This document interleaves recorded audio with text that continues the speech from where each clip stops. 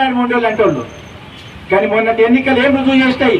ఈ దేశంలో ఎక్కడ నియంతృత్వ పాలన చేసిరో వాళ్ళందరినీ ఓడించరు. రైతులందరూ ఏకమై నరేంద్ర మోడీ చట్టాన్ని ఓడించరు.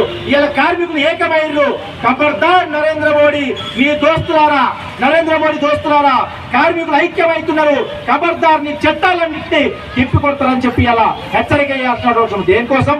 మేడే సందర్భంగా, మేడే సాక్షిగా, మేడే జరుపుకుంటున్నామంటే అర్థం మన హక్కులకు కత్తెరేస్తున్నటువంటి ఈ దౌర్భాగ్యులను ఓడించాల్సినటువంటి అవసరం ఉంది. వాళ్ళని గద్దె దించాల్సినటువంటి అవసరం ఉంది. వాళ్ళని దేశం నుంచి తరిమి కొట్టాల్సినటువంటి అవసరం ఉంది. ఉగ్రవాదులను తరిమి కొట్టమంటారు. తప్పే. ఉగ్రవాదులు చేస్తే, సామాన్య ప్రజలను చంపితే ఉగ్రవాదం తప్పే. కానీ అసలైన ఉగ్రవాదులు వాళ్ళు కాదు. ఈ దేశానికి అసలైన ఉగ్రవాదులు కార్మిక చట్టాలను రద్దు చేసేవాళ్ళు, కార్మిక హక్కుల్ని కోతలు విధించే వాళ్ళు, కార్మిక జీవితాలను నాశనం చేసేవాళ్ళు ఈ దేశానికి అసలైనటువంటి ఉగ్రవాదులు. ఉగ్ర చర్యల తర్వాత సోషల్ మీడియాలో చర్చలు జరుగుతున్నాయి.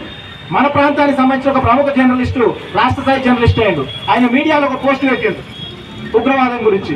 నేను ఒక పోస్ట్ పెట్టినా. అసలు ఉగ్రవాదం మీద లోతైన పరిశీలన చేయాలి. ఈ దేశానికి ఎవరు ఉగ్రవాదులు అని చెప్పి పోస్ట్ పెడితే పాపం ఆ సారాంశాన్ని కరెక్ట్గా అర్థం చేసుకోలేడు.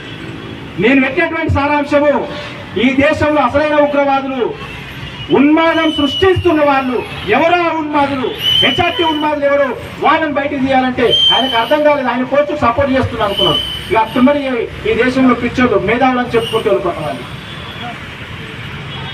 అందుకోసమే మేడే జరుపుకోవడం అంటే కార్మికుల హక్కుని గుర్తు చేసుకోవడం. ఇలా మేడే సందర్భంగా, మేడే సాక్షిగా ఈ దేశంలో కార్మిక సంఘాలు అన్ని ఐక్యమైనవి. మే 20వ తారీఖు నాడు దేశవ్యాప్త సమ్మె చేయబోతున్నాయి మన హక్కులను రక్షించుకోవడానికి, మన హక్కులను సాధించుకోవడానికి. పాలకులు ఎవరైనా, అధికారులు